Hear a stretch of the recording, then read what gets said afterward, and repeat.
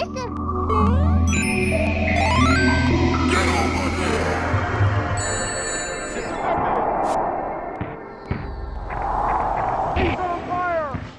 right, motherfuckers, put your coins in the goddamn slot because it's 1Upsmanship time. Coming at you at your morning drive time for talk. We're rude and crude. I lost the bit. I still liked it. I liked the I was doing attempt. some kind of radio DJ Tom Likas version of an introduction to the podcast for sophisticated elites of the video game analysis industry that we call 1Upsmanship. Yes, we do. We are sophisticated and elite. Thank you. We're sophisticates, really. Sophistelites. Yes, we are. We're sophistelites. We're sophisticles about these gameoids. And I'm Michael Swaim. And I'm Adam Ganser. That's true. And we don't even need coins to go where we're going. Probably where not. we're going, we don't need coins. But we do need... Geo. We what need do Geo. We need lots of Geo. Oh, that's the name of the... We need yeah, just that's like the money. stacks of rocks. Yeah, did you imagine, though, that the origin of that is geodes? So it's Of just course. like little chitinous bits of reflective rock as their currency? And I like how it makes you feel like money's very arbitrary.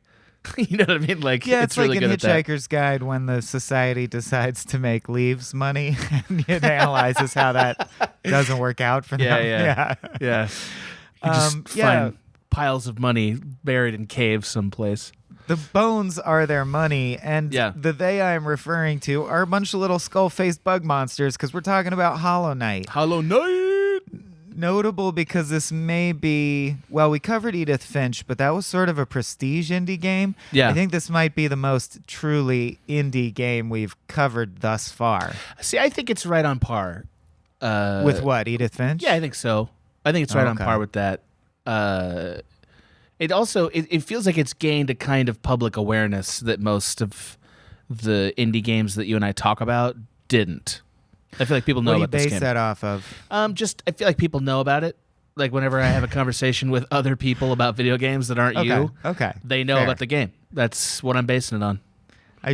The operative word being feel makes it sound like you didn't talk to anyone. You just feel like they Yeah. know about it. It's just in the you air. look in their eyes, Yeah. and it seems like they would know Hollow Knight. The light of recognition sparkles at me, so I assume you know this. Yeah. But we still get a lot of feedback from people who, God bless their little souls, are too busy and have adult lives and enjoy the podcast, but are like, if you go anywhere off the beaten path of like Borderlands 3 or whatever the big game is right now, I'm not necessarily going to know what it's about. So I guess what I'm saying is our first segment is more useful than ever before. So let's pass our first checkpoint. Yeah. What is it in this game? I think in this game we've acquired a single ability. You know, maybe we can stomp a shaky ground or shoot of every Metroidvania. Yeah. But I forget, do you like kneel at bug statues to regain your health? You sit on a bench and it gives you all your masks back. You just sit on a little park bench. Yeah, you do. Okay, so here's the thing. Full disclosure, I was obsessed with this game and followed its like creation. Followed the dev team on Kickstarter, so I played the shit out of it right when it came out, which it's now been a bit. But Adam just finished it. I just played through it in the last 2 weeks. Yeah, so he'll be fresher on the details, but I don't want that confused with being more enthusiastic about the game than me. Because I love it more than you. I love Hollow Knight more than you do. Yeah. And with that in mind, you take the speed run. I knew you were going to do this. Plot. I knew it was going to be. Well, the plot actually I'm a little fuzzy on personally, but I'll still do a speed run. Coin it up. I'll still do a speed run. Okay. Then you know what I'll do? Yeah. Just to help you out? Yeah. I'll start that clock. Thank you. So Hollow Knight is a Metroidvania style video game that I would say is closest to Super Metroid in the way that it's structured, in that you unlock abilities and it gives you access to new areas. And it's also an animated game about a bug kingdom that has fallen into disarray. And it's a little bit of a Dark Souls 2D ripoff. It is all three of those things. It is an indie game. It was, as you said, funded by a Kickstarter, I believe, and has risen to prominence and become one of the more well-known titles of this genre. It's by Team Cherry, I want to say. It was released on February of 2017, so it's been a little bit. It was released on the Switch last year in June. It has received a lot of critical acclaim, and in it, you basically pilot a tiny little bug's knight who pilot him. Yeah, pilot him. He's a little bug knight who has a bunch of little masks, and every time he gets hit, he loses a mask. And then every time you kill a guy, you get some of that power back. And you are wandering through this bug kingdom, killing various enemy bugs in the search to, I believe, restore the kingdom to its former glory, though the plot to me was a little obscure. And also I was playing this while I was listening to podcasts, so some of the plot was lost on me. Mostly you are collecting abilities and unlocking new areas, as I said, and it is a hell of a lot of fun, and that is my speed run. Stop the clock. We don't usually do this, but I think we should. It's short. Yeah. I'm going to shotgun the Wikipedia plot synopsis into your ear holes. You ready? Yeah, go for it. Within the world of Hollow Nest, which is what they call the whole game world, higher beings are primordial godlike creatures that exist above all others, possessing certain abilities and powers that regular bugs do not have. Sound familiar? It does. Yeah, it's you and me, buddy. Yeah. Higher beings are often deified, worshipped as gods by the other bugs. Prior to the start of the game, a higher being known as the Worm died near Hollow Nest in order to transform into a new shape, the Pale King. Before the Pale King's arrival, the bugs of Hollow Nest worshipped a higher being known as Radiance. Man, I don't remember any of this. I'm worried about how little of this plot I retained. And yet I swear, guys, I played the game. I played it a lot. I'm all the way. I've achieved, I believe, all the powers, even the black versions of the powers, the void versions. Yeah, I've unlocked them all. Anyway. Radiance was a powerful moth whose mere presence could sway the denizens of Hollow Nest to mindless obedience. However, the Pale King was able to expand and civilize the minds of the bugs of Hollow Nest, leading them to accept him as their ruler and leaving the Radiance as a distant memory. With his newfound control, the Pale King went on to construct a great kingdom, blah, blah, blah, blah, blah. The kingdom falls. You're going through the ruins. Wow, this is very more Lord of the Rings than I remember. The Pale King also created shadowy beings called vessels that lack a mind and will and attempted to contain the infection by sealing it with a single Hollow Nest vessel. Yes. There's some shades of Halo as well. After many attempts, a suitable vessel christened the Hollow Knight, Rise from Your Grave, was created by the Pale King and used to eventually contain the infection. The Hollow Knight was placed within the black egg and sealed by 3 powerful elder bugs. That you have to go and wake up and known defeat. As the Dreamers. That I remember. The Dreamers is the one part I remember. Depending on the actions, as multiple endings. In the first ending, called Hollow Knight, the player defeats the Hollow Knight and absorbs, you're not the Hollow Knight. I thought you were the Hollow Knight. No, the Hollow Knight's that is the big thing boss. You fight at the end. Yes. So I think it's notable that, like you said, I love this game, but my main impression of it was you're in an ancient ruined kingdom of bugs. Right. There's mystical stuff that's all very great, and I felt very relaxed, but in a spooky way. Mm-hmm. That's and right. I killed everything, but I don't necessarily need to remember. It was Tim the Burton-y. details of what was going on. Yeah, I would argue the plot doesn't matter in this game, and I will say that in Largely. my rant. I will definitely be saying that, but we should pass the checkpoint, shouldn't we? Let's do it.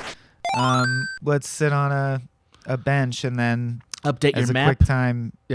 Quick time event. The bench in a custom animation falls through a hole, and it turns out that save point has to be refound later to be used. Did that never happen to you? I don't believe so. No, I don't believe. Yeah, one of the benches you sit on, I think it's it like falls a through decoy. A hole? Oh, yeah, and you can find it later, and then you can save. Oh, anyway, maybe I missed that one. Interesting. Rant it up.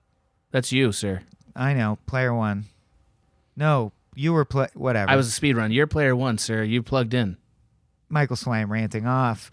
I love Hollow Knight, and it's interesting because lately, like the last 3 to 5 years, there's been a renaissance in 2D Metroidvania games, and I have a soft spot for them. And usually I'm a story-driven guy, and gameplay loops alone don't get me, but this one totally does. The Metroidvania 2D specifically, side-scrolling Metroidvanias like, Axiom Verge, Blasphemous, and Bloodstained, and all the good recent Metroidvania games, are just like freaking crack to me. And all you need, what's amazing is it's one of the only game loops that I find I don't need the story to be specific or complex. I just need the vibe to be correct. And I think that's what Metroid itself, and to a lesser degree Castlevania, but I think Metroid does it more so, perfected, is like, oh, this type of game that blends exploration, discovery, and light RPG elements in the sense that you gain new traversal and like shooting mechanics by unlocking powers, and that lets you get to the next areas. Yep. And it blends it with like platforming. It needs to be.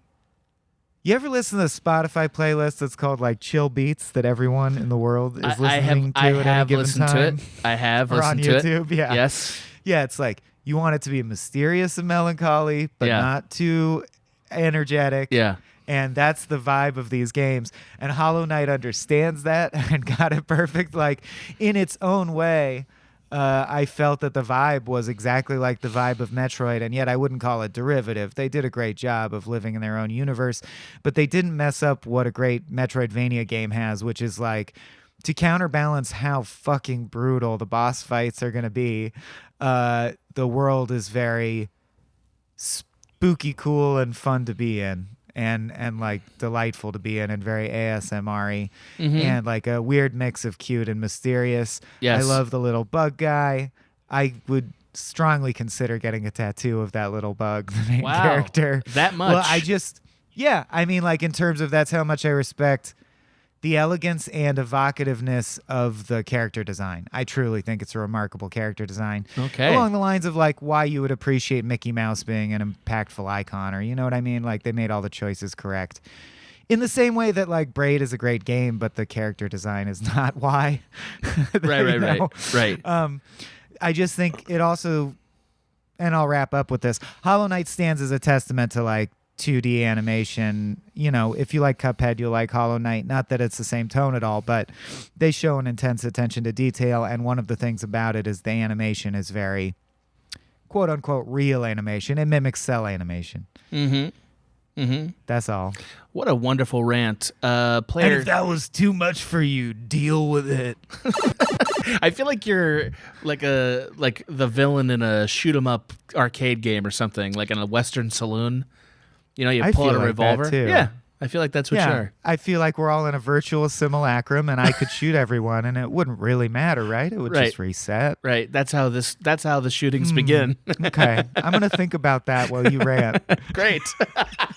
Hey, great, buddy. That sounds great. I'm not alarmed. Wonderful. No, so I am the Hollow Knight. So, my opinion on this game is it exposes your rank hypocrisy, Mr. Swaim. Oh, God. I'm just kidding. No. But I do find it fascinating that finally we've found a game that the story doesn't matter to you, but the gameplay does.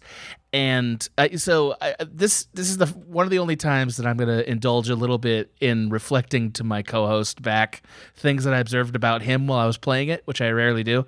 But I was like, as I was playing this, I was like, Swaim loves this, and I know why. The first reason is the animation and the style of it are incredibly appealing. It's pretty, right? But it's not pretty because Red Dead Redemption 2 is pretty. This is quirky and weird and sort of melancholic, but also beautiful. It's all those things, and it's not realistic at all. There's nothing realistic about it, and it's not trying to be realistic. And I think that makes you sit back and need less from it. And that's a good decision, and I know why that tickles your brain. It makes perfect sense to me.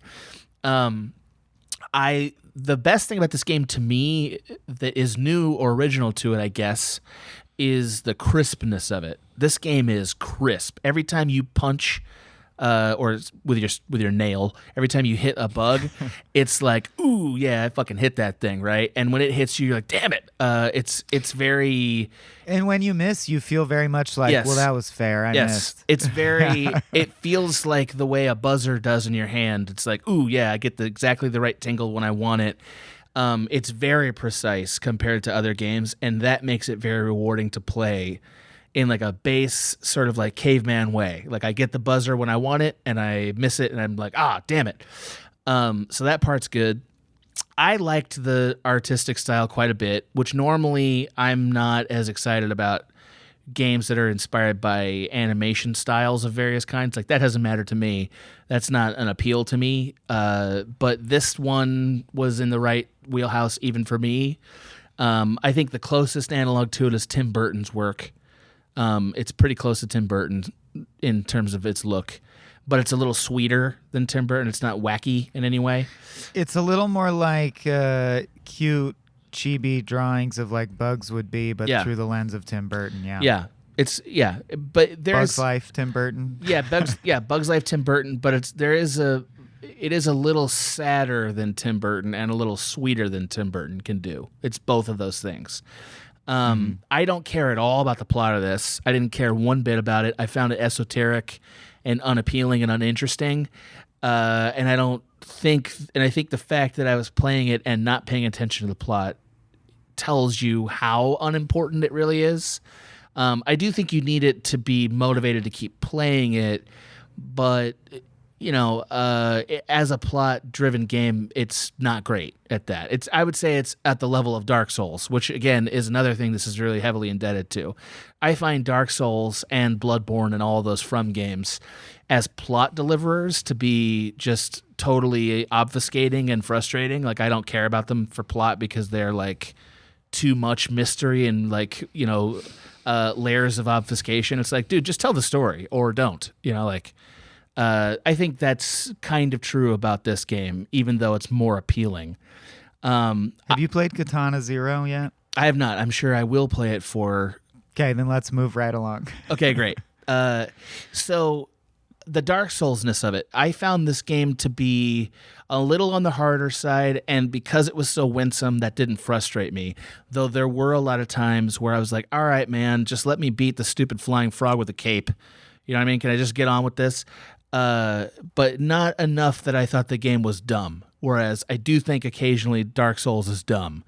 It's the same thing too, by the way. It's still like figure out when to dodge, figure out when you can hit them. Don't hit too many times. Take your time.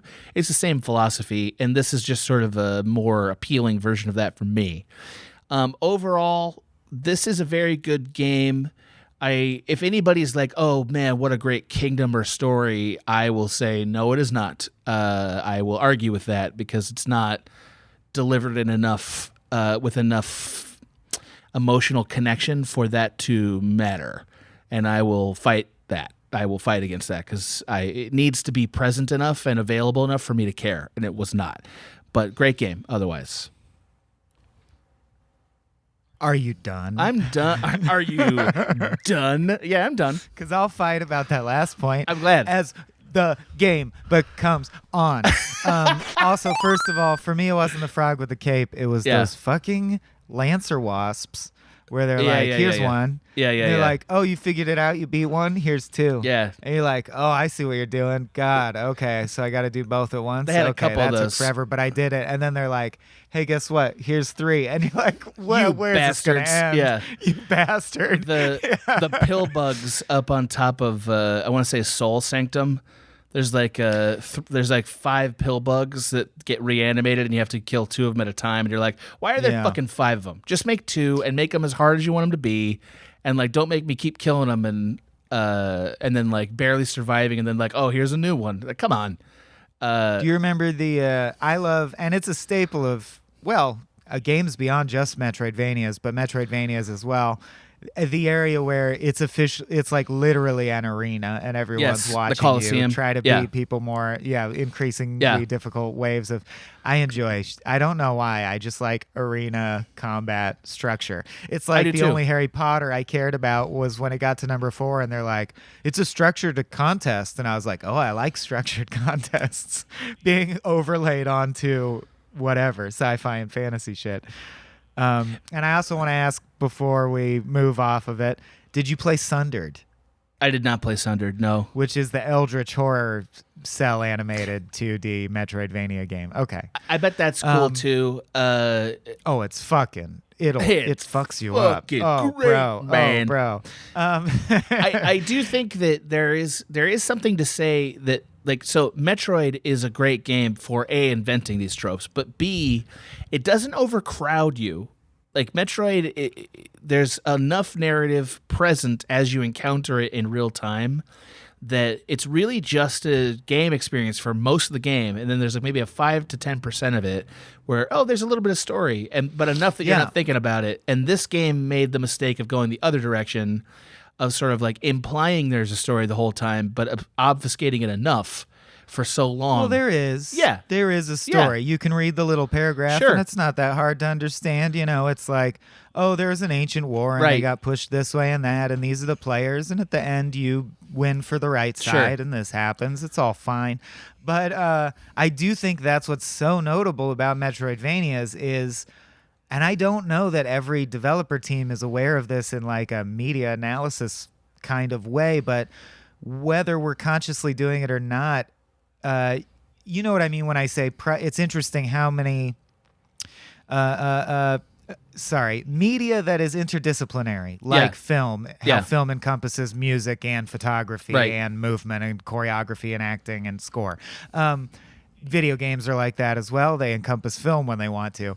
So it's so interesting to me how different genres seem to encourage highlighting aspects that aren't normally highlighted. For example, like music video as a genre is one of the few genres that forces even a layman to notice editing, notice that it exists, and see, the editing is something. And I feel like Metroidvanias, I'm realizing, for some reason or another, if you're going to do a Metroidvania, it's just about tone. You just got to nail the right tone. That's true. And tone is not necessarily the first thing you start brainstorming when you're developing a game, I would think. Obviously, there are franchises known for tone, like Borderlands is very much known in part for its tone. Grand Theft Auto is known for its tone. Yes. Yeah. But Borderlands is, I would argue, its success is still even more built on the addictive nature of the gameplay loop and that people like cell shading, which are art choices. Yes. But it's just so interesting to me, the Metroidvania is like, why does it have to be this weird melancholy exploration of something that's ruined? But like seriously, 90% of Metroidvanias start with like, hey, don't worry, man. Not that anything's urgent. You're just going to wander around. But like, this is all dead, okay? For thousands of years, this has all been dead. It's like all Metroidvanias start from that place and in that emotional space. It's true. And is there a reason why? Or did Metroid and Castlevania literally just do that and we're like, well, why fuck with the formula? See, that's how it's done. I think that this is where Castlevania and Metroid really part company. Like, I think that Castlevania is not as lonely of a journey. Like, because the whole time you're killing, like, creeps and ghouls and, various things. So you don't feel as much like it's just you trying to figure it out. Whereas in Metroid, until you find a space pirate, it doesn't feel like you're meeting anything that has an intelligence to it. So you really do feel like alone. And I do think that it has a weird brain tickle impetus thing where, like, I think human beings naturally look for, well, I want to find another thing like me that understands and I can communicate with, and so I'm inclined to explore, and this rewards that by creating hurdles that it then removes, and I feel really powerful, and I'm like, okay, but when do I meet a person? I really think that's what it is. Like they all tend to be, you go to the next room and you see like the bones of some ancient behemoth makes the room that you're in, and you're like, I wonder what that implies or how long ago that thing was alive. They all like fall into and I love it. I want them to stay there. I think it's the right decision. It would be weird to me to play a Metroidvania game. I would play it, but I bet it wouldn't be that great. That's like, Conker's Bad Fur Day or something where it's like, it's Metroidvania. Oh, you know what? There is that game, and I did lose interest. Guacamelee is that. Okay, yeah. And they're well made. The mechanic of like luchador fighting being your moves palette is very unique, and it's satisfying to do. It's crisp. The animation's good. A lot of respect for the team. I can't keep interest, or I don't want to play a Metroidvania all the way through where the tone is just like, cheerful and fun and hey, aren't we having a good time? Right. I'm like, no, I want to feel lonely and like I yearn to get to the next room to know what's over there. Or that giant thing that lumbered by with no eyes. What was that? Can I find that? Does that thing talk? What was that? Yeah. You know, like I want it to be like that. Tim Burton is a good touchstone. I agree. So Hollow Knight is different than Metroid in a key way, and this relates to the story thing. So Hollow Knight, you're never actually alone. Well, Samus, you could argue, is a pill bug. There's some evidence to support that. She's more of a dung beetle. Yeah, no. Yeah. The Hollow Knight, you're never actually alone. Like, you're constantly running into people, and they're not bugs. Well, yeah, but I mean people in the loosest sense. Like, sure, they can communicate with you. Characters. Yeah, and you don't ever run into a character in Metroid. Like, you basically never run into a character except for like Mother Brain. And so in order to retain the mystery, Hollow Knight decided all the people are sort of kind of fixated in this weird, like, they don't totally understand what's going on, so they feel like they kind of feel like aliens. Like, they don't feel like total, complete people because they don't know what's going on. And the place itself feels sad. Whereas in Metroid, the place doesn't feel sad. I think there's just kind of an undercurrent of sadness because you're alone. Yeah, Dirtmouth, the town. Well, and it's also, I mean, you know, art style and music are very important push here. Tone really hard. Yeah. So if you nail that, and I think they do, if you nail the score and the score makes humans feel lonely, it's pretty clear. Even if you're talking to people, you're like, I'm supposed to feel lonely though, because listen to the music. Yeah. You know, we're well trained in that way. But I would argue, well, earlier, right, coming out of the rants, the reason I came off hot is you were saying, or crusty, hot and crusty. Yeah, just like your favorite pie. Yeah. Yeah, that's better. Pie, yeah. Mm-hmm. And you were saying that the plot, I believe you said characters. We'll have to rewind the tape. Maybe you didn't. But I just wanted to take issue with the implication that the characters weren't interesting, because in the same way that I think Pixar did a good job in Bug's Life of creating iconic characters in the world, you know, they accomplished what they set out to accomplish. Even though I didn't find myself compelled to worry too much about piecing the overarching plot together, I did find the characters themselves indelible. Like, I remember the different bugs I interacted with and what they were like, and I thought they were all interesting people to meet along the way. Really?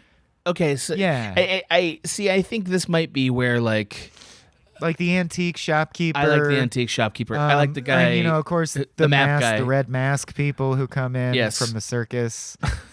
I just thought there were some cool concepts for types of bug people. Thank you for saying that, because I think that's what it is. I think it's like concepts, not real characters, though. Yeah, that's what it is. It's like, oh, what a clever idea, and it got you. The same way, dare I say, having played about a third to a half of Psychonauts, the same way that Psychonauts has, it is an interesting, great game. There is a lot of story to it, but also a lot of the characters there are types, and they're just interesting types. You know what I mean? And like we explore them in sort of a more of a spreadsheety way, the way that we would like a Fallout game, and they're not emotionally drawing. Like, I would say, like, there's nobody in Hollow Knight that's emotionally drawing for me. Not a single one of them.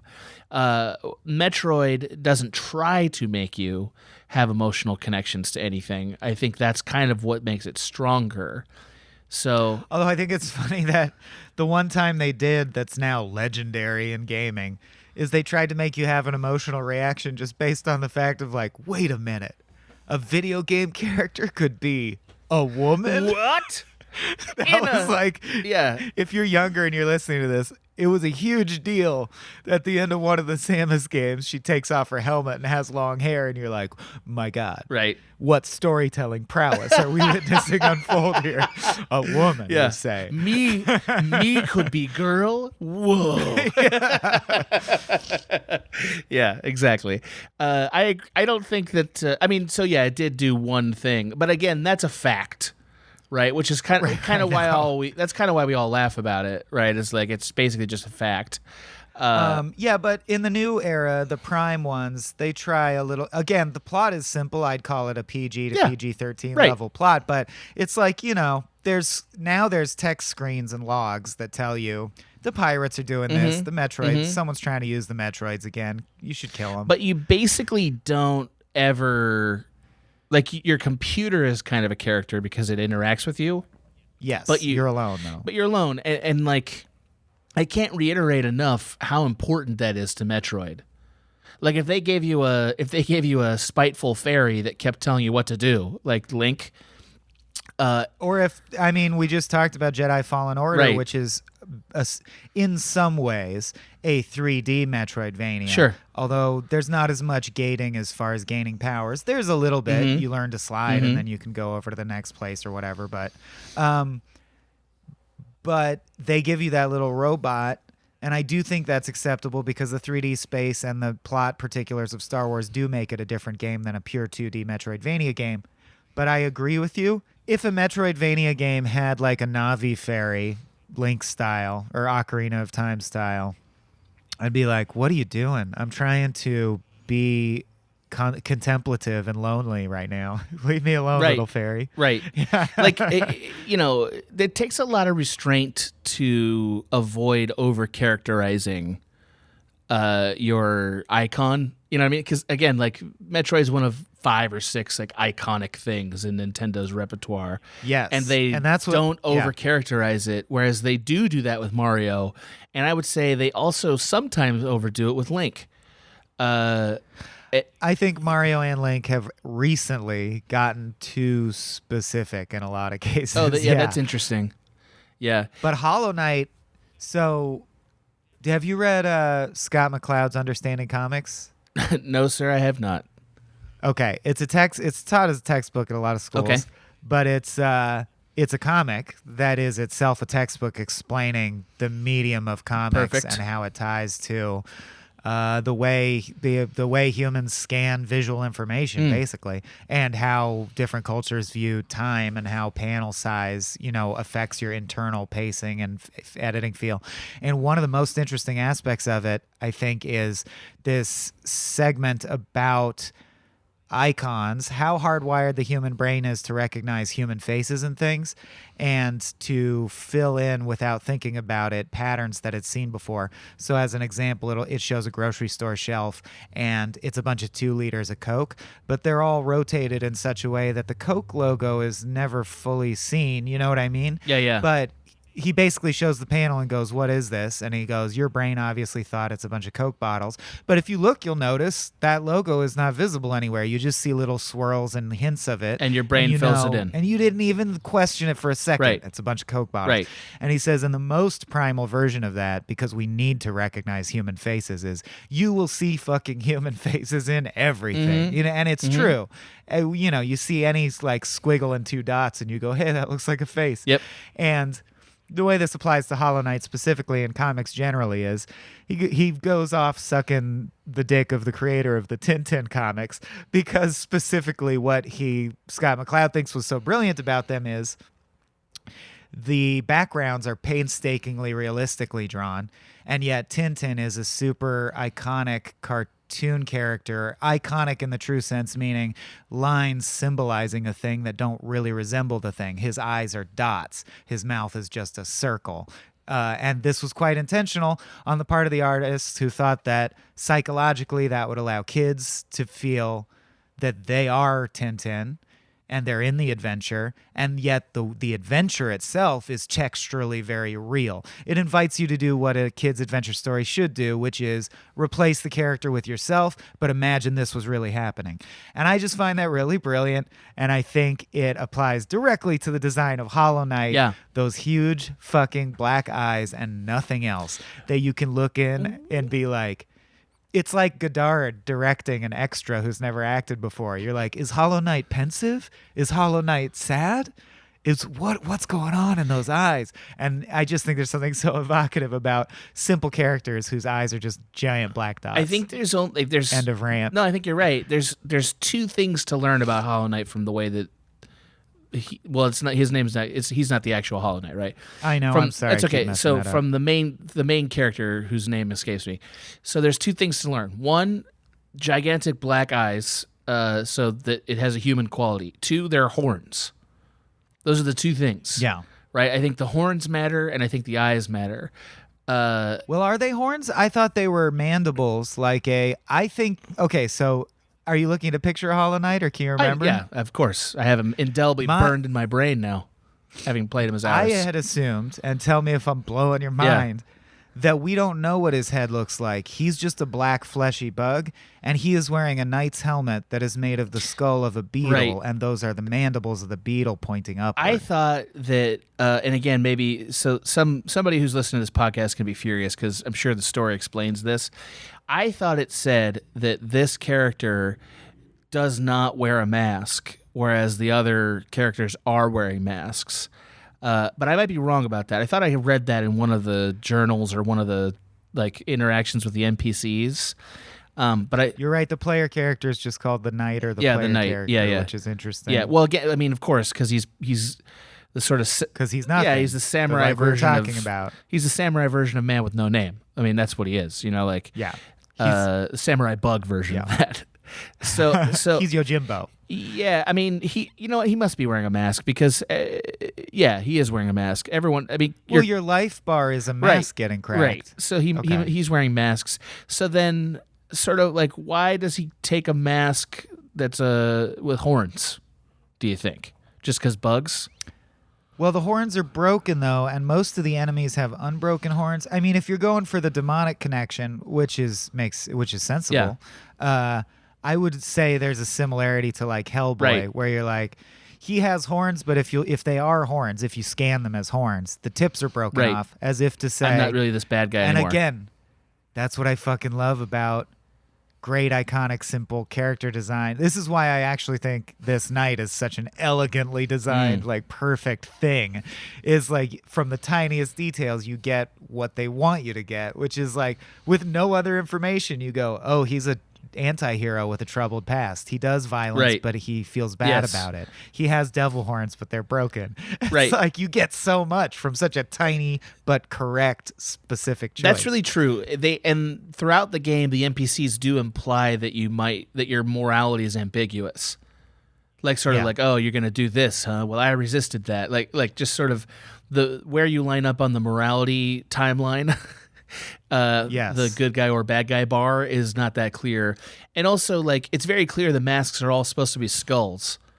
You know what I mean? So like the fact that they're wearing skulls has a kind of has another sort of primal effect. It has a primal effect on us, right? Like we see people wearing skulls, and we think of some kind of a cult or like a den of ancient warriors or something. To me, it felt more like a granting of like, it's like if the Pixar movie A Bug's Life were realistic, it would have scenes where these cute characters are like crawling through piles of their own shit and eating dead babies because that's what they do for protein. So like I thought it was more granting. I took it as the neutrality of nature, or I guess I took them wearing skulls as like, yeah, they're bugs. They don't have the same. They aren't disgusted by death in the way a real human would be, and mainly because the whole tone of the thing is we're living in the ruins of a fallen society. So I'm like, oh well, then you wear the bones of dead things that used to be what you are, because it's just thematically in keeping with what the game's about. What a strange leap of logic for you, because like I don't mean that. I'm not trying to belittle you. I'm just saying because it's such a strong decision for anybody to put on a skull as a helmet. Like it just implies, but the fact that warrior literally 100% of the creatures in this universe are hiding their identity. Even ones that are just like shopkeepers are wearing skulls. Totally makes it seem like, well, it must have a different meaning. Yeah, that's true. Yeah. It's more normalized in their culture, clearly, because everyone's wearing skulls. Well, but it still implies that there's a reason they're not all showing each other their face. You know what I mean? Yeah, I mean, dude, if you want to get real creeped out, play Blasphemous. Okay. At the end of this, I want to, because we didn't prep this episode, but this realization about the very specific tone that seems to make 2D Metroidvania work made me realize there's a whole slew of them, and I want to recommend to you, but also to the listener, like, with this in mind, after hearing this episode, play these games back to back, and I think you'll notice interesting connections, because my mind is like lighting up with all these new similarities between all my favorite Metroidvania games, which I love as a content creator. The first time you uncover pieces of the formula for something you love, and it goes from a magic trick into like a mechanic. Oh, I see how that's done. Yeah. Like now it's a tool in your repertoire.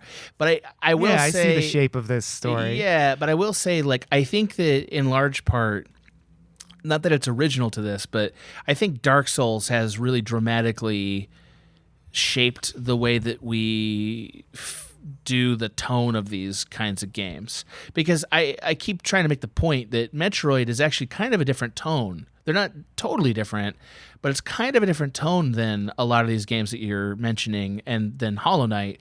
But Hollow Knight does share a lot in common with Bloodborne, Dark Souls, the From games, as tone indicators. And I feel like that's because that's the language we speak now for these gated, ability-driven games, is like, it's like Dark Souls, that sort of macabre, gothic, dark, medieval vibe.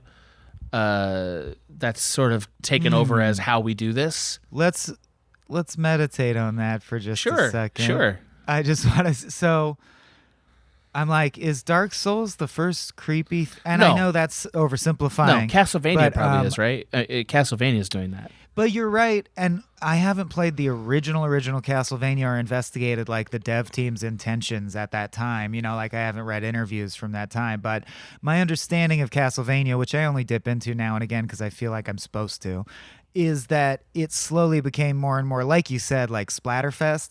Like it's not as lonely and melancholy as much as it is like fucking kill Draculas, bro. Yeah. Castlevania's theme, which is pretty memorable in like the first episode, like the first level in the first game, is pretty upbeat.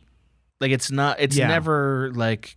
You mean the score, literally? The music? Score literally is upbeat. It's like ding, ding, ding, ding, kill stuff. Yeah, it's really upbeat. I'm trying to think of the first games that made me feel truly lonely, because I think that's the best word for me that we've landed on, where I'm like, yes, that's what it is. All these games make you feel lonely in a way that you like.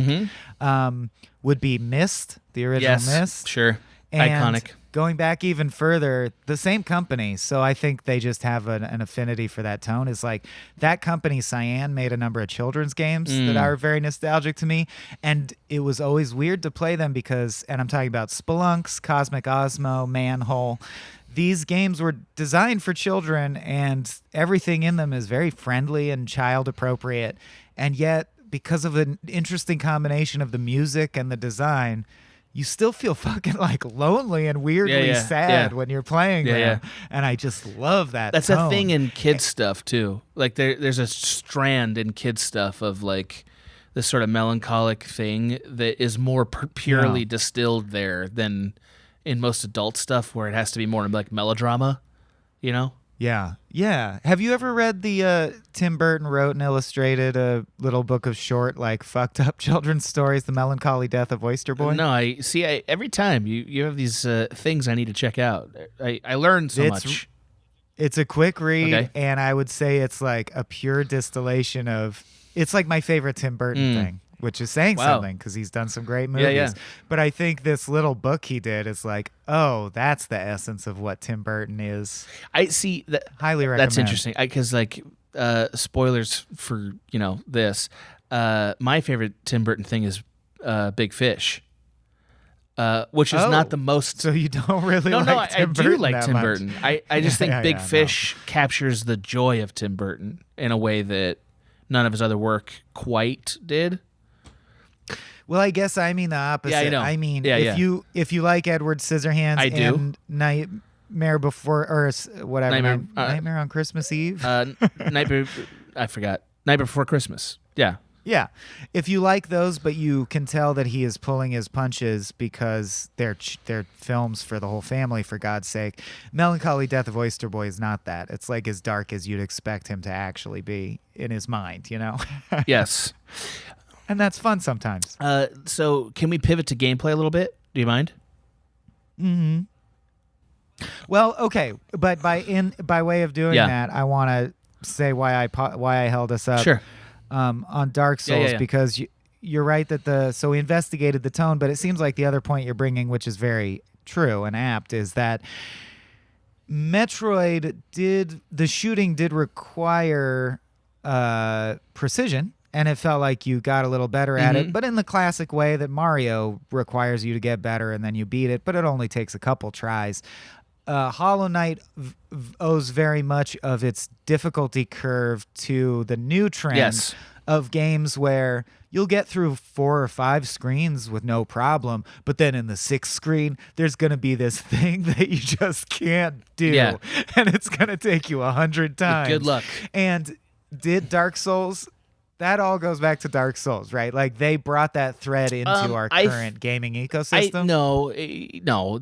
I'm sure there's got to be games that were intentionally hard beforehand. It's a specific slashing, I think, is key to it. Like I wouldn't say shooting with precision is the same as what Dark Souls and Hollow Knight are. It's like I just think that Dark Souls popularize it, just like Halo made the limited weapons thing. We're into it right now. Well, and Halo made you can't have all the weapons, you can have a couple weapons, and it's like, you can get a shield that regens. Yeah. Like, just stuff like that, And I would say you nailed it earlier when you said what's really a thread in gaming right now that Dark Souls at least popularized, if it didn't invent, is it's those games where the only way to win is actually to figure out how long you're supposed to wait. That's the key mechanic, is going, when they do that move, you wait 2.5 seconds, then you get a narrow window to attack, and then you wait again. That's the trick with basically all From games, from what I can tell, is like... And Hollow Knight, very much so, you got to learn how to dodge, and you got to wait, and you got to be like, this is going to take me 10 minutes. Like, it's and you're easy. right, because I didn't think of that. That is not crucial to these 2D Metroidvania games. All. For example, Axiom Verge is hard, but it doesn't feel like a From game. Blasphemous is hard, and it does feel like it's trying to be a From game. So it's interesting that there's overlap there, but the Venn diagram is not yet a complete circle, Well, and the reason I really think this is Dark Souls is because, I mean, first of all, your sword, like you're using a sword instead of like throwing an object, which would make it a lot more like... Metroid. Metroid has guns. I mean, it's simple as that. Right. And also, I do think the tone is more indebted to Dark Souls than Metroid. Metroid's never creepy. Like, there's occasionally horror moments that are sci-fi horror a little bit, but it's like it is a truly science fiction feeling. Like a kind of a rewarding one that we don't get enough in movies and television, of just like, man, if you were like exploring an alien planet, that'd be fucking weird. You know what I mean? Like that, like that's the vibe of Metroid, and it's like that rules. And yet oddly process-based and oddly relaxing in the way that doing science is making sense of chaos. Right. And I'll tell you, the show that you like, Next Generation, the feeling that Star Trek Next Generation gave you, where you're like, science is the process of slowly finding out new things, and sometimes you encounter danger and you get around a conference table and you decide what to do about it. I love things like that. Like Solaris is like that. I do like that Metroid is also not a moral tale. Like Metroid is literally just a story. Like this is what happened. Like it's just like, here's what happened, and you're the good guy because you're the one that has to live, and you find out. That's it. Well, and it has, I mean, especially in the Prime era, I forget how early this was introduced to the series, but the idea of scanning things, it just becomes the sheer joy of collection. Like, it's the same compulsive thing as Pokemon Snap, a game I played a lot back in the day. You love that. It's just like, no, I do genuinely love zooming in on something, scanning it, and information popping up about it. Like that's in a lot of games, and it's a mechanic I very much enjoy. Mass Effect had that. Rest in peace. I know. Well, I think they're gonna resurrect that. Don't you worry. Yeah, really? That series is not dead yet. No way. I think they should take a hint from the declining Mass Effect sales and the nostalgia train everyone is on, and revitalize KOTOR. Do a full-scale new KOTOR. I don't know if they might not have the license. You know what I mean? Because you got to get the Star Wars license. Hate everything. I know. I'm sorry, man. So you're like, yeah, the only the only Star Wars thing I'd actually care about can't happen for some legal reason I don't care about. That sucks. Like laws and copyright. No, I understand. I also, by the way, you'll be happy to know, just recently purchased KOTOR so that I can finally play it and tell you what I think of it, which I will do one day. So can we talk about... Well, also, yeah, sorry. This is not the time, but I can't let it go unchallenged before the episode times out. Do you know what I'm going to say? Ahead. Predict. You said I knew it. Okay. You're wrong about Psychonauts. No. Save that for... We will do a Psychonauts episode. I will promise save it, but I just need it. I can't have it besmirched and not say in the same recorded segment of media. You're wrong about Psychonauts in the sense that it does truly have gameplay mechanic innovations as well. It is not okay. I'm not arguing with that. I'm arguing that its characters are more interesting as like data points than as people. Like Urge to Kill, Falling, falling, rising, rising. Yeah. Come, children. All right, enough Simpsons quotes. Enough. So look, did you was this game fun the whole time for you when you were playing it? Were you ever like, I'm tired of this? It's my right now. Yeah. And I mean right now in a grand sense. As I said, the last 3 years, let's say, on aggregate, 2D Metroidvania games are the genre that's most captivating me. I keep playing them, even though I'm telling myself, this is exactly like the last one you just beat. And I'm like, I don't care. I love 2D Metroidvania games. This is my favorite tone, and literally the feelings I felt while I was in this world are my favorite of all of them that I've played over the last 5 years. Okay. But that said, I don't like, as is well documented on this show, I don't like gating. I don't like difficulty gating. I don't necessarily get something out of a boss that requires memorizing the pattern until you're finally good at it. I really like the idea of having a palette of cool moves and being more reliant on my real-time intelligence and reflexes, like, oh, the screen is shaped this way. I can tell the designer wants me to do this. And 1 or 2 tries and I figure it out. You know, like what I don't like when my brain is ahead of the content I'm experiencing. And you just have a button gate, like I have to push buttons right. Yeah. Right. I'm like, as soon as I know what I should do, I don't like it that my hands just can't do it, so I can't see the next part of the game. I'm like, I get it. I got to dodge when she does that. I'm just not, I don't care. Like, you know, I just want to skip. And so those parts still bothered me. That's because we're old. I didn't get pleasure. I didn't even get like a dopamine release from beating those Lancer wasps. I just got the feeling of like, finally, okay, back to the cool exploring around part. When I was younger, I remember when you would beat a character like that you just couldn't beat him. Like it would be like, oh yeah, like you would just have a real like exciting moment. And I haven't had that moment in video games since the first time I took down a boss in Destiny on a raid. That was the first time I was like, oh. Wow, like okay, we did it finally. Well, as I mentioned last episode, I genuinely have that when I beat a Cuphead boss. I get that. I can feel that adrenaline is flowing through my bloodstream. Okay. Like I get that high. This game, I can't tell. You know, like I'm willing to admit this might be me. This game to me was like it wasn't punishing at the point where I was angry at it. Like I would say, Zelda 2: Link's Awakening is that punishing. where it's like, okay, enough, just let me have it. You know what I mean? Like, I do feel like that at times when I'm fighting the dung beetles for the 20th time or whatever. I'm like, all right. But it's always like, okay, if I just sat down and chilled out and did what it's telling me to do, I can do it.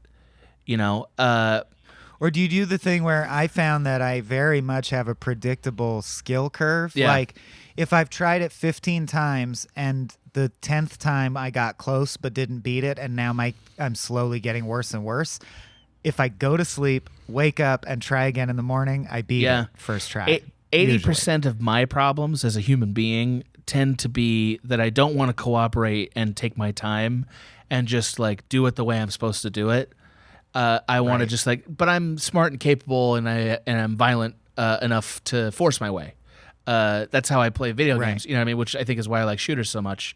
But we learned this in theater class in college. I just want to say, in case it's useful to listeners, that's a real neurological thing. Like, you learn this about, practicing your blocking and lines. It's very difficult in one period of being awake to rehearse something, physical or otherwise, and then replicate it. But if you sleep, that's when those synapses link. That's interesting. So usually if you sleep and wake up, you'll remember your lines much better than you did if you rehearsed yesterday, if that makes sense. Yeah. That's an interesting fact. Yeah, so there's a video on set safety that I sometimes show film students. And they have this phrase that they say throughout, which is like slow is smooth and smooth is fast. Like, so like going slow instead of trying to speed along actually smooth things out, which makes you go fast. Yeah, Abe and Griffin, who are both very good at GoldenEye, always say, when I say, how do you be good at GoldenEye? They say, it's just as simple as taking your time in a hurry. Right. Yeah. Like, what does that mean? What do you mean, you mystical fucks? No, but seriously, like, this game, I think, is best played with that philosophy. And I think a lot of things in life, if you're the kind of person that's like running up against the wall and just like, why isn't this opening up for me, this door or whatever? There's a kind of, and I'm not trying to like, do magic or anything. There's just a kind of like, take your time, follow the path, let it happen. Is that this game forced me into that zone, and I kind of respect it for that. Oh yeah. Well, frustration hinders gaming performance, for sure. Yeah, there's a meditative quality to Hollow Knight, is what I'm saying. So its spiritual overtures were not entirely lost on this old bear, which I appreciated. But F that frog with a cape. I hate that frog with a cape. The one with that floats around, like I forgot what its name is. I hated it. I'm sorry I'm using this just as an excuse this time to recommend other stuff, but because I think it's fitting, because Hollow Knight is a tone and a particular art style that I especially love. And one of my favorite webcomic artists, Evan Dahm, D-A-H-M, his first long-running series, Rice Boy, has the main antagonist is an evil frog with a cape. So that's all. Great. I thought it was a good excuse to mention him. Love that. Rice Boy. So, check out Rice Boy. I will say, as a person who creates content, the sound design in this game, with the exception of like maybe 2 or 3 voice actors that I didn't care for, is exquisite. It's exquisite in like the tiny sound effects and also in the impact sounds of your combat. It's very satisfying. Much effort was put toward making it, as Adam and I say, we both think is undervalued as a gaming skill. So our hats are collectively off to these people. The point of contact where the rubber meets the road, hitting something with your sword feels and sounds perfect, and that's important. You cannot do better than that as a video game designer. You know what I mean? Like, I can't say it enough. Like, this game's no Destiny 2 in terms of its complexity or art renderings, but it does what Destiny 2 does well, which is the fundamental thing you do, it plays great. Feels great. It feels real good, and you can't undervalue that. Yeah, bouncing around and sword downing feels really satisfying. It super does. I kind of do feel like your character could have gotten a little more powerful, and it would have been more fun. But hey, man. Yeah, the soul powers were they're fine. They're okay. fine, but conservative. They weren't like lavishly mind-bending. They played it safe. Yeah, like I would say even Samus's powers are more impressive. Change the nature of your gameplay more than Hollow Knights do. More, I agree. More opportunity. Although again, most of the powers. A sequel is coming. They'll probably expand for sure on the palette. And most of the powers that you get in Metroid, this follows that path, are not weapons but are traversal, and that's true of Hollow Knight as well. You know. Yeah. And just briefly on the Castlevania piece of this, Castlevania is not like that. Castlevania is a lot more like get a cool side. You know what I mean? Like I feel like you improve your ability to do damage with pickups and items and stuff more than in Metroid. And yes, and the fact that those two skill sets blend well is why the genre has just loosely become known as Metroidvania. Right. Because there's so many games where you're like, well, it's kind of like Metroid because it's about traversal, but we threw some combat buffs in there too because we wanted it to be about killing shit, and so hence we have the name Metroidvania. That's just a bucket. Really, for any 2D game where if you zoomed out and looked at the map of the world, it would be a bunch of interconnected chambers with different gating systems to keep you out of them. And also, Castlevania, as I recall, is just way more arcadey than any of the things we've talked about. Yes. Anyway. Yeah, and it went that way more and more. Like the first one, I would say, is more atmospheric. Then as they go on, it becomes much more like Ghouls and Ghosts, or like which is a contemporary. Yeah. See how much or a Metal Slug. See how much shit you can kill. See how if you can get all the way to the right. You and I need to play one of those for this because Metal Slug? No, a Castlevania. I think that'd be fun. I'll always play Metal Slug. Well, should we? I thought. Go ahead. Yeah, I guess. Yeah, we should pass last checkpoint, but I was just going to say Mega Man 11 was quite excellent. Yeah, I like that. I also like that. We don't get to talk indie game, or it's not indie, but we don't get to talk these less than AAA games. Truly, often, so I'm having I know fun. it truly warms you up. Like you're like a little bonfire over there. I have a smile on my face. It is a great game, and it is. I am trying to play more of them for the sake of our chats, and also because they're fun. But here we are passing that final checkpoint, taking that giant spider horse to the final docking station, and it also I realized I think the best tone alike I can think of is the original manga for Nausicaa of the Valley of the Wind. Did you ever see that one? No, sir, I did not. It's a Miyazaki movie, but it's one that didn't get an American redub, so it's less. But if you love Miyazaki and go back and watch his whole discography, Nausicaa of the Valley of the Wind has bug mask skulls. Oh, that's interesting. Point. The beetle you ride, by the way, has a real acid reflux problem because he is clearing that throat the whole time, like just a real problem. And that tram system is really cool, though. Thank you for reminding me of that. Love it. Yeah, there's just great evocative imagery all throughout it. My favorite. What was your favorite area to play in, by the way? Your favorite section?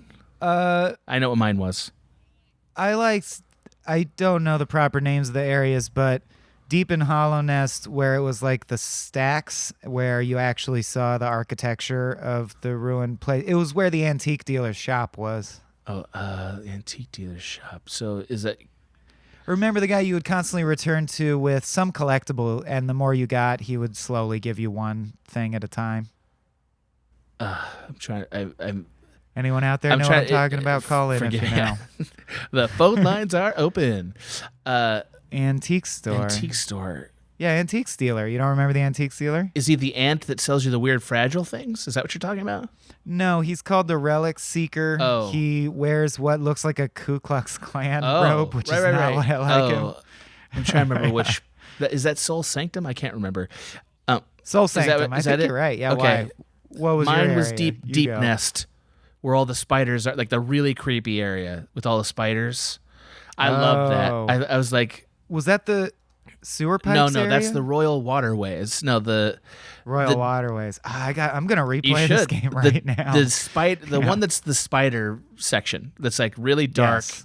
And like just really like is Deep Nest, and I'm like, that's good. This part's good. It's very limbo. Yeah. Yeah, right inside. Yeah. It's awesome and it's moody and it's really good. But anyway, we've passed our final checkpoint to keep or delete. Oh hey. So this time I'm gonna go first because I never get to go first on keep or delete. I've realized because I'll keep it. You Sorry, what monster. You are a monster. Are you really going to keep this? Oh, yeah. man. Also, I think I just out Dark Souls you, dude. I did too much of a You preamble. waited too long. You missed your window. You darted in with a little strike, and I just fell like a cleric beast. So I am deleting this, not because it's bad. Nice. Not because it's bad. No, it's very good. I know. I've played Super Metroid. I prefer Super Metroid, and it was 20 or 30 years earlier. I think this is a very good game. I wish there was anything about it that was original to it, like anything. If I would have kept it if there had been anything original to it. You mean mechanically? Yes, speaking? mechanically, and I'll say the art style is somewhat original to it, but that's what I mean. It's like all art is iterative, shares aspects of other art. But I would say the visuals are unique in the sense that they didn't rip it off; they made up their own. But thing. I think it's fair to say, I'm not. The mechanics are not new in any way. I'm not trying to keep every game that is good or even very good. This game's very good. I'm trying to keep games that are like, wow, this is a real step forward or a really strong, unique version of this type of game that is one of a kind. And the Godhead games, as I call them, or like stem cell games, meaning games where if the aliens came, you would say, well, you should play this game because if you play this game, you've basically played these 800 games, and this is the best version. So games like that, and those are the winners. Super Metroid to me is that for this. Like I still don't know that there's a better version of it than that. All right, well, there's a lot of good ones though.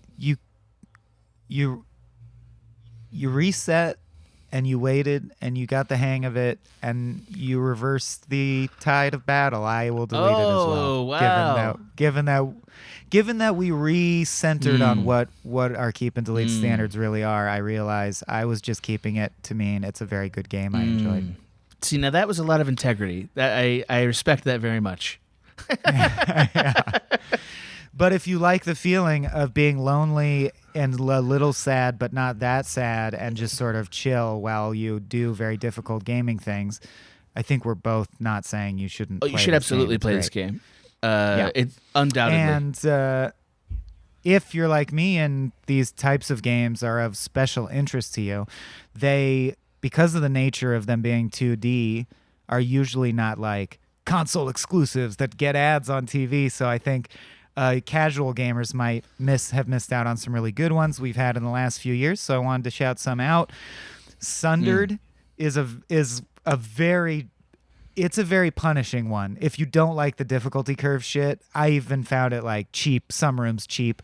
But Sundered is a procedurally generated eldritch horror metroidvania that's quite good, especially and particularly because of the art style and the tone.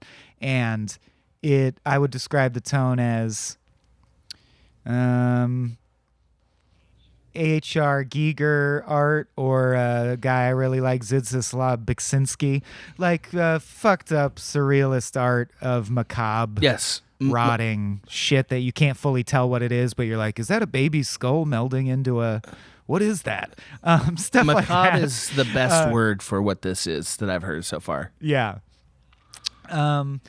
Dead Cells, I didn't like as much, but I know a lot of people really, really enjoyed Dead Cells. Axiom Verge is a good one of these that's much truer to the original Metroid game. It's almost an homage to Metroid, and the interesting thing about that one is it was completely created by one guy. I forget his name off the top of my head, but I mean everything, the music, the blah, blah, blah, everything. Also, I mentioned Guacamelee, which is fun if you want a lighter tone one of these. And what else? There's another one I really enjoyed. I don't know, but when you tweet this out, when you tweet this episode out, you should include all these. Should I? I feel like it. I think you should. Why not? Oh, Blasphemous. That's right. Blasphemous is also excellent. And The Messenger is a ninja one. A ninja 2D Metroidvania. Oh, and Owlboy is good. Okay, great. Now I got a list up, and I can just say the ones that I've played that I know are good. Iconoclasts is fun, but I found the plot nonsensical and insufferable. It's like a grad student telling you their thesis over coffee. And F those I'll wrap people. Up there. Yeah. But I really highly recommend especially Sundered and Blasphemous if you like creepy shit. Okay. Well, I highly recommend the following games in response to that. Halo 1 through 3. No, I'm just kidding. I'm not going to do that. I'm not going to do that. I'm playing through the Master Chief collection right now. Well, did you see my IGN video about Halo lore? Oh no, of course you haven't. It's in editing. It comes out this week. I saw that you were asking a question about the Flood, or about the Covenant, which I found very interesting. Are you enjoying it? Well, I'll say it. What? Yeah, Halo? the Master Chief collection. No, you're hating it. No. You're hating the whole thing. I don't hate it. I think it's boring, which is all in some ways even more insulting than hating. It certainly is. Game. I don't mean to be, but I just think it's very grindy and rote. I just walk to the room, I kill everything. I walk to the next room, I kill everything. It's very floaty, and this is not FYI, the time. That's all you're doing in Hollow Knight also. So everybody, That's true. Yeah. What is it? Why are we here? What is this podcast? I've also heard good things about Bloodstained and Ori and the Blind Forest. I'm going to play through that game. I'm also going to play through Ori. Yeah. I don't like how floaty it is. You kind of move like a Super Smash Brothers character. But if I get over it, the art is beautiful. The story is very elegantly told. Fuck were we talking about? Halo, we were talking about Halo because I'll never die, and neither will Master Chief. No, I realized I think 1Upsmanship is the perfect place to give little tidbits about my IGN life. And I wanted to say this to Small Beans so the Small Beans people can watch my new IGN video with this in mind. I did a video about Sonic the Hedgehog. Love this. The overwhelming feedback was, why are you shitting on Sonic the Hedgehog? We hate you. It was also and you hate us, boomer. And we're enemies. It was also okay, boomer. And all you're saying is boomer nonsense, and you're trying to convince us to hate Sonic, even though we love Sonic. Go fuck yourself. And what's funny is, if you know anything about me, it was a super pro Sonic video, and I'm sorry to be mean, but grotesquely so. The people, God bless them, who said, "What was this? He just spouted nonsense for 10 minutes. Look, just because you're not smart enough to follow a train of thought doesn't mean it was nonsense. Other people were able to follow what I was talking about. But basically, what I want to say is this Halo video I have coming out, just know that the Halo section is essentially my impression of the IGN audience. Oh, wow. And I don't think they'll notice. You know what I mean? It's written in such a way that I just suddenly start dialoguing with myself. Great. And I just want to say that from like an emotional, poetic place, I was responding through my writing to my experience with the Sonic video. Wow. Wow. But by way of the plot of Halo. Juicy. So yes, I ended up researching for 3 days of paid work everything about Halo lore, and I'm pretty caught up. And you know what? The lore is awesome. It's very good lore. Yeah, I liked it it's a lot. actually it's quite fun. Complicated. I've discovered as time has gone on. Although it's interesting about it, and they even recognize this in interviews, they reference it. It's a very complexly stacked series of homages to other sci-fi concepts. They're not even trying to invent new sci-fi concepts. They're just setting out to say like, hey, it's a little bit of Alien, it's a little bit of Prometheus, it's a little bit of Bradbury, but look, we set it all up real nice. Real and they pretty, sure did. And it has it has a Mickey Mouse of video games now, so it's going to go on forever. Yeah. That's true. Although, my buddy Jeremy at IGN just pointed out, Doom Guy becoming culturally relevant again made you realize Master Chief really is just a ripoff of Doom Guy, huh? Yeah. He looks identical. There's some truth to that, for sure. There's something there. And now Doom Guy is back and being rendered in 3D games.